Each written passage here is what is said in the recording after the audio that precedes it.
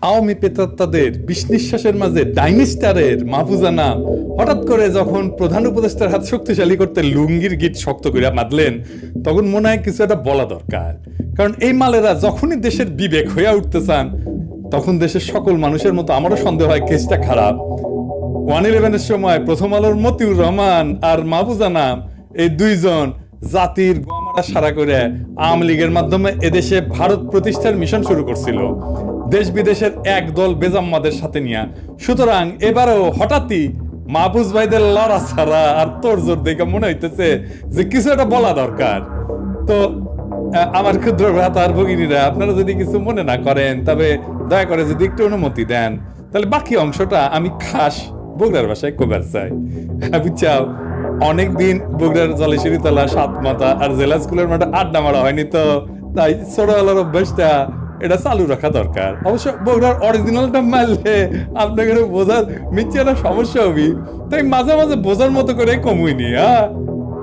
আসেন শুরু করা যাক। মাহফুজ ভাই, সালাম আলাইকুম। আপনার ভাই করে করলে, আমার দোস্ত বন্ধুরা করলে আমার উপরে এমনি খার হবি, কৃষক হবি, বুঝছেন? বোঝেননি?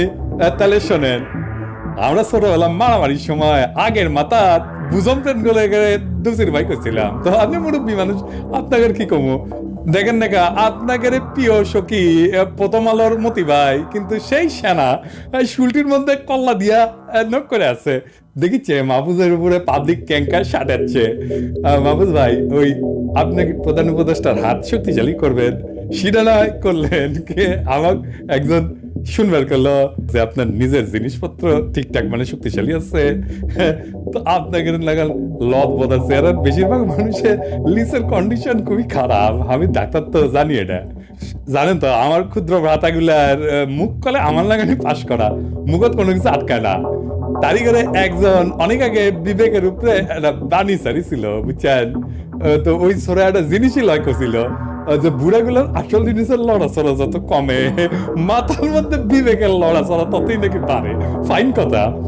আপনার দেখে কথাটা মনে হইলো, তা আপনার জন্য একেবারে খাপে খাপ স্যার মাঝে মধ্যে ইনকা ডায়ালগ মারে যে মনে হয় ওরা বড় হইয়া একটা সক্রেটিস হবি।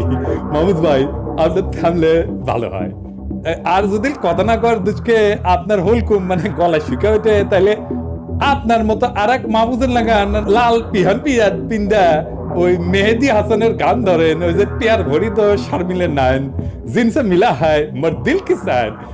এডিটর সাহেব এটা দেন, এটা শুনে দেন, এটা প্র্যাকটিস করে নেবেন আমার মাহফুজ ভাইজান।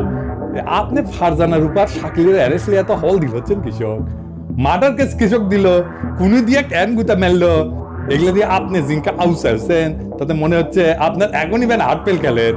থামেন না। আপনার শেখ হাসিনা, কাউয়া কাদের, লুচ্চা আনিস, বোতল কামাল, হদল আরাফাত, আবাল হাসান, এটি সেটি দীপু ময়না, এই এরিকের উপরে এতটি মামলা হওয়া নিয়ে আপনার মনে হচ্ছে দাঁতি লেগেছেন। আর তাও চাবেন না আমার কি ভাই, আপনি তো জ্ঞানী সাংবাদিক, আপনি তো জানেন বিপ্লবের পর কত কিছু হয়। আমি যেটি থাকি না এই যে প্যারিস, এটি ফরাসি বিপ্লবের পর দালাল আর খোসর গুলা যাক সামনে পেছে না, তাকে গিলোটিন না কিবেন কয়, তারই উপর শুতেছে। হ্যাঁ, তারপর উপর থেকে ওটার নামে খসত কইরা আর সাথে সাথে কল্যাণ নাই। সেই হিসেবে আঙ্কের বিপ্লবের পর স্যাংরা ব্যাংরা তো হাজি মহসিনের লাগান আচরণ করিচ্ছে, খুবই ভালো আচরণ করিচ্ছে। আপনাকে কল্লা তো খসাত করে নাই, খসাত না করলে তো বিপ্লব হয় না, বুঝছাও? আর আপনাকে শুধু কেন একই কথা, 15 বছর কথা কবার পারিনি, আঙ্গের টুটি চেপা ধরেছিল। আমি তো ভুলেই গেছিল, আপনারা তো ভদ্রলোক। হ্যাঁ, এই যে 15 বছর ঠাসি খেয়ে শুলটির মধ্যে আন্দাইছিলেন, দরজা জানলা বন্ধ করে খাটের তলে বাংকার ব্যানার যুদ্ধ করেছিলেন আর এক বুদ্ধিজীবীর নাগান, তো এখন বাক স্বাধীনতা পেয়ে বাক বাকুম করিচ্ছেন। তবে সবগুলি কিন্তু আপনাকে এলাকার করেনি, বুঝছেন?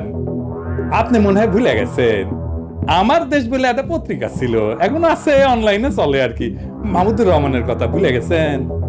মাহমুদুর রহমান আওয়ামী লেসপেন্সারদের করা মিথ্যা মামলার সাগরে হাবুডুবু খেতে খেতে এক আদালত থেকে আরেক আদালত, এক জেলা থেকে আরেক জেলা চরকির মতো ঘুরিচ্ছিলেন। কুষ্টিয়ার আদালতে আওয়ামী গুন্ডাদের মাইরে ভরা আদালতে রক্তাক্ত হয়ে আল্লাহর রহমতে কোনো মতে বেঁচে গেছিলেন। তখন কোনটি আছিলেন আমার নক্কি ভাই? মাউল ভাই তো আপনার না কারণ ডিজিএফ এর সুর করে ফরমাইশি নিউজ করে এখন রং এডিটোরিয়াল জাজমেন্টের ইংলিশ হয়নি, বরং হাইকোর্টের বিচারকের সামনে মাথা উঁচু কইরা বলছিলেন আমি সত্যি কথা লিখছি, মাপ চাইবো কেন? আর হাইকোর্ট কাছে ট্রুথ ইজ নো ডিফেন্স। ফলাফল রিমান্ডে নির্যাতনার বছরের পর বছর কারাবাস। আপনি যখন কোনটি আছিলেন লিখেছিলেন একটা কথা, হ্যাঁ লিখেছিলেন, ফাঁসি খায় আগে সেটা কন, তারপর না হয় আপনার বিবেকের লাড়াচাড়া দেখুননি। জয় পুতুলার টিউলিপকে নিয়ে কথা কওয়ার জন্য শফিক রহমান ভাইকে যখন শাস্তি দেওয়া হয়েছিল আর দেশ ছাড়তে বাধ্য করা হয়, তখন আপনার বিবেক লড়াচড়া করেনি কৃষক আমার ভাই। ওরা রাজপুত্র রাজকন্যা, তাই আপনি কল্যাণ নিচু করে 15 বছর খালি কুর্নিশ করেছেন, ঘুমের ট্যাবলেট খেলে বিবেকের লড়াচড়া বন্ধ করে তুছিলেন, তাই না? এখন রানী আর রাজপুত্র কন্যা ভাগিছে, এখন আপনাকে গরম দেখে কে? আর মার্ডার কেসে ফারজানা রূপার অ্যারেস্ট হওয়া দেখে আপনি এতই হাল দিয়েছেন যে মনে হচ্ছে উত্তেজনায় খারাপ হবার যায় শেষে না আপনি নুঙ্গি খুলে যায়। ফারজানা রূপা যখন ডিজিএফ এর সাথে প্ল্যান করিয়া ওই হাসিনার সাথে বিরোধী দলের নেতা খালেদা জিয়ার টেলিফোন রেকর্ড প্রচার করে বৈষম্য বিরোধী আন্দোলনের চূড়ান্ত বিজয়ের ঠিক আগে সমন্বয়কদের আটকে রাখা ওই ভাতার হোটেলের টুনটুনি আরেনের সাফাই দিতে আরেক সাংবাদিক শ্যামল দত্তর নিয়ে বেকাত্তর টেলিভিশনে পুলিশের গুলি বর্ষণের সাফাই দিয়া আগুনে ঘৃতাহুতি দিছিল, তখন আপনি সারেঙ্গের নবীতন চরিত্রের কবলিন নাকান নক করে আসছিলেন। কৃষক আমার মাহফুজ বাজান, শাকিল রূপার 100 কোটি টাকা সম্পদ, ডজন খানেক ফ্ল্যাট, গন্ডা খানেক গাড়ি ক্যাঙ্কা করে হইলো, সেটা জানার পরে আপনার ফাঁসি খাওয়া দেখে ক্যাঙ্কা লাগিচ্ছে। রিমান্ডে আপনার নামটা আমার কয়ে দিবি না তো, দেখেন কিন্তু সবাই কিন্তু আপনাকেও ছাড়া যাবি না ভাইজান। তবে সমস্যা নাই, আপনার কোর্টে নেওয়ার সময় মাথাত হেলমেট আর বুলেট প্রুফ জ্যাকেট পরান হবি, আর হোলের উপরে একটা গার্ড পরে দিবনি, বিসি সেফ, কেউ ফেটা দিবি না। এই গরমে কষ্ট মিটছে না হবি, তা হোক পচা ডিম আর পেশাবের বোতল আপনার গায়ে না লাগলেই তো হইলো, তাই না? সেটা আমরা ব্যবস্থা করবো নি, দেখবই নি। মাহফুজ ভাই কল্লাটা কাছে আনেন, একটু কাছে জিনা, আমার কাছে গিলোটিন নাই, খোসাত করে দিব না। আসেন কাছে আসেন, কথা আছে জরুরি কথা, আসেন না, কানে কওয়া লাগবে। ওই যে আপনার সাথে 111 এর হিসাবটা কিন্তু এখনো বাকি আছে, এটা শুনে আপনার আবার বুড়াগারের ডায়পার পরে দাড়ি শেভ না কইরা মাঝরাতে এয়ারপোর্টের দিকে দৌড় মেরেন না গলে। হ্যাঁ, আনিসুল্লাহ দরবেশ আর দীপু ময়নার জন্য আপনার দুঃখের শেষ নাই। শুধু কিনি সংবিধান আইনের শাসন এসব বিবেক কথা কইয়া পাবলিকের মাথা কিছু গরম করিচ্ছেন। আপনি কি চাচ্ছেন খুচরা করে আলাদা করে দুর্নীতি মামলা, চুরির মামলা, এজাহার, তদন্ত, সাক্ষী, তারিখ, জামিন, আপিল, স্টে অর্ডার, আদালত পরিবর্তন, এইসব ধুনফুন শেষমেশ সবগুলো ছাড়া হোক, তাই না? মাহফুজ ভাই হাঙ্কারে দূর পেয়েছেন, আমরা ভাল শুন ভাবিচ্ছেন, আপনি খুব সেনা, তাই না? আপনি জানেন না দেশে তো একটা বিপ্লব হচ্ছে, নাকি মানেন না?